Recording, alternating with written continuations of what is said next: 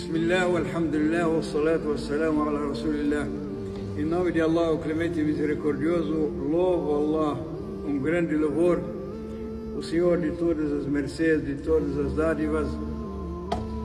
Presto testemunho que não há outra divindade senão Allah, glorificado seja o Altíssimo, e presto testemunho que o nosso amado Muhammad é seu servo e seu mensageiro. A paz e bênção de Allah seja sobre ele, seus familiares, seus companheiros e todos que seguem o seu caminho com fé até o dia do juízo final. Allah, glorificado seja o Altíssimo, ordenou que nós façamos as prescrições e as obrigações, mas a coisa que mais fácil de ser cumprida, de ser efetuada, é a lembrança. Lembrar o nome de Allah. Allah, glorificado seja o Altíssimo, diz: lembram de mim que eu lembre de vocês. Fadhkuruni adhkurkum. Por isso, a lembrança, ela não tem tempo marcado para ser executada, para ser feita. Pode ser feita a qualquer hora, a qualquer momento. Você em casa, você na cama, você dirigindo, você na loja, você na estrada, você na mesquita, em qualquer momento você pode mencionar. E o melhor que pode mencionar as coisas. Então, são as frases: Subhanallah, walhamdulillah, wa la ilaha illallah, wallahu akbar, wa la hawla wa la quwwata illa billah al-ali al-azim. Então, falamos em português, então, glorificado seja Allah, e louvado seja Allah, e não há outra divindade senão Allah, e Allah é o maior, e não há meio, nem força, nem um jeito, senão com a anuência de Allah.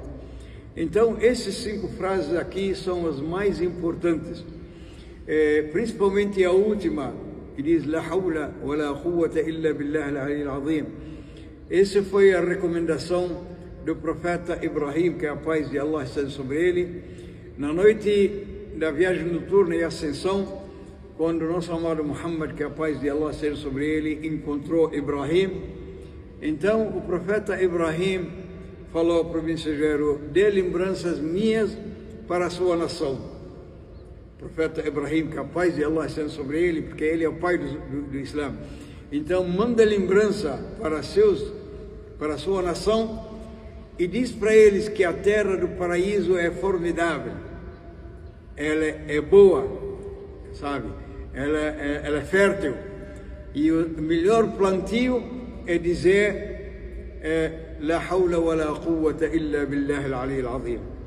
Então nós devemos, e isso é fácil para qualquer pessoa. Às vezes a oração, ela tem o momento, tem horário certo para ser executada. E às vezes você chega ao horário da oração, você está dirigindo, você está trabalhando, às vezes é obrigado a antecipar com a salat que vem depois, ou fazer, quer dizer, antecipada ou atrasada. É como juntar, unir a oração do meio-dia e da tarde, o Dhuhr ou o Asr, como também pode unir entre o Maghrib e o Isha, quer dizer, adiantado ou atrasado, conforme a sua situação e a sua necessidade. Mas a lembrança de Allah é a coisa mais fácil. Então é preciso umedecer a nossa língua, sabe? E deixar o nosso coração, sabe, com a lembrança de Allah. Então, lembrar de Allah, sabe, significa estar na instância com Ele. Porque quando menciona o nome de Allah, então Allah estará com você, lembra de você sempre. Principalmente quando lembramos dele na nossa força, na nossa juventude, em condições favoráveis. Então lembra de Allah na sua força, Ele vai te lembrar na sua fraqueza. Lembra de Allah na sua riqueza, que Ele vai te lembrar na sua pobreza. Lembra de Allah, sabe, na sua saúde, que Ele vai te lembrar na doença. Lembra de Allah na sua vida, que Ele vai te lembrar na morte. Lembrar significa estar ligado a Ele permanentemente. Então isso é preciso. Agora, o que é preciso, além de fazer esse trabalho, devemos fazer o nosso trabalho 100% né, para almejar o esplendor do rosto de Allah. Por isso, Allah diz no final da Sura da Caverna, quem desejar encontrar o teu Senhor, né, que faça um bom trabalho, né, bom trabalho, benéfico, e não associa ninguém com Allah. O último versículo diz: فَمَنْ كَانَ يَرْجُو لِقَاءَ رَبِّهِ فَلْيَعْمَلْ عَمَلًا صَالِحًا بِشَرْطٍ وَلَا يُشْرِكْ بِعِبَادَةِ رَبِّهِ أَحَدًا. Porque Allah não aceita parceria com ninguém, jamais. Por isso, a gente pode comparar, você que é um homem que tem a sua mulher, alguém aceita que a mulher dele fala: olha, meu marido, eu gosto de você 70%, mas eu gosto do nosso vizinho mais 30%. Alguém aceita isso aí? Jamais, né? Então, ou 100% ou nada, ou 0%. Então, não aceita dividir com ninguém, jamais. Então, e para Allah é o exemplo maior. Ele falou: todo trabalho que alguém associa alguém comigo, esse trabalho, essa súplica, esse desejo é para ele, para o sócio dele. E eu estou fora. Só aceito o trabalho quando ele é unicamente feito em meu nome, por amor e temor. Então é preciso que nós façamos, sabe, quando nós façamos o trabalho, não fazer em nome de ninguém, e não para agradar ninguém, fazer para agradar Allah, glorificado seja. Vai fazer uma caridade, não precisa falar para ninguém, faça ocultamente e faça em nome de Allah, para você e Allah, eu estou emprestando para você. Então, ela cai na mão de Allah antes de cair na mão do necessitado. Você vai fazer a oração, faça em nome de Allah, não para mostrar para os outros que você está fazendo oração. Então, qualquer trabalho, né, benéfico, que beneficia as pessoas, ou os animais, ou a natureza, ou as plantas, faça ele, que será compensado por ele. Porém, tem que sempre fazer, não só em nome do humanismo, faça em nome de Allah em primeiro lugar, mesmo sem saber a razão para isso aí, sabe? Então Allah falou para fazer tal coisa, faça, nem pergunta por que para fazer isso aí, porque Allah, ele é inquestionável, né? Você é questionável, Allah pergunta para você, mas você, servo dele, não pode perguntar para ele o porquê. E você não precisa saber a razão. Então, como dissemos, que Allah me falou, não beba o álcool. Mas por quê? Você não pode falar por quê, sabe? Então, Allah me ordenou fazer a oração. Por quê? Não procure justificar. Porque a oração é boa, porque eu faço ginástica, porque eu levanto, porque eu sento, porque é curvo. Nada. Alguém pode chegar para você: não, nós temos academia que você faz ginástica, você fica 100%. Nada pode justificar, nem procure justificar. Por que você faz? É porque Allah falou para mim fazer. É dessa forma que Allah quer que nós aproximamos dele. Ninguém deve aumentar ou diminuir, ninguém pode só, senão com o mesmo que Allah prescreveu. Allah prescreveu 5 orações, você pode fazer 10, pode fazer 20, quanto você quiser. Allah, ele recomendou a zakat, a purificação, 2,5% do seu lucro, você pode fazer 5 ou 10%. Por que 2,5%? Allah fez o teto mínimo. Por isso, o mal nosso, infelizmente, do Islã, quer abrir conta com Allah. Eu fiz a oração, eu fiz zakat, eu quero não sei o quê, então eu quero em troca. Eu quero que você me abençoe, eu quero o paraíso. Nunca ninguém, por mais que ele trabalhasse a vida inteira, pode viver 1000 anos, ele não consegue pagar uma parte, 1/10 de uma dádiva só de Allah. Imagina quantos, como Allah disse, se forem contar as dádivas de Allah, não conseguirão. Então, como que você quer abrir conta com Allah? E por isso, o profeta sallallahu alaihi wasallam, o que ele disse? Ninguém entra no paraíso pelo seu trabalho. Então você faz o trabalho porque Allah mandou. Então, a minha obediência a Allah evita a ira dele sobre mim. E com a misericórdia, nova misericórdia, Allah me leva para o paraíso quando Ele quer. Então, não é meu trabalho, sabe? Com minha obediência, Allah abençoa, sabe? E não joga a ira dele sobre mim. Ele estará satisfeito comigo. E novamente, com nova misericórdia dele, Ele me leva para o paraíso. E não pode dizer, Allah, eu fiz oração para você tantos dias, eu fiz jejum para você. Você não fez nada para Allah. Como nós falamos ontem, nenhuma obediência beneficia Allah em alguma coisa, e nenhuma iniquidade prejudica Allah em nada. Por isso a doutrina dele é feita para o nosso bem, porque nós somos obra de um Criador, e esse Criador, ele quer que a obra dele funcione. E para funcionar bem, então recomendou para ela, faça isso e não faça aquilo, só isso. E nós vimos o que acontece hoje no mundo, através de bebida, de entorpecentes, de coisas conservantes, de coisa de porco, sei lá, de drogas, de tudo isso aí. O que está destruindo? As sociedades inteiras estão sendo destruídas. Esses que, infelizmente, com perdão da palavra, que latem como cachorro dia e noite, falando de democracia, falando de direitos humanos, são as pessoas mais corruptas, mais tortas que existem no mundo, principalmente aqueles que falam que eles são do primeiro mundo, liderados pelos Estados Unidos, pela França, pela Inglaterra, sabe? Todos eles, sociedades maléficas, sabe? Sociedade destruída, tem pobreza, não tem condições de fazer nada, mas sim, eles são avançados tecnologicamente, sabe? E a propaganda que eles usam para nos destruir. Nós estamos sendo, nação do Islã, humilhada, vencida, derrotada, por nós afastamos do código de Allah, do Corão e da Sunnah. Essa é a verdade. Porque se nós aplicarmos verdadeiramente, tudo em nome de Allah, se fizermos, tudo é barato, nada é caro. Mas para nós, caro é a vida terrena, caro. A gente valoriza o automóvel, valoriza a casa, valoriza o conforto e tudo mais. Mas do lado de Allah, somos incapazes de abrir mão em alguma coisa. Por isso, muitos, mesmo aqueles que fazem zakat, 99% não fazem zakat. Aquele que faz zakat, ele quer fazer zakat e caridade e ajuda ao pobre, alimentar o necessitado, pelos 2,5%.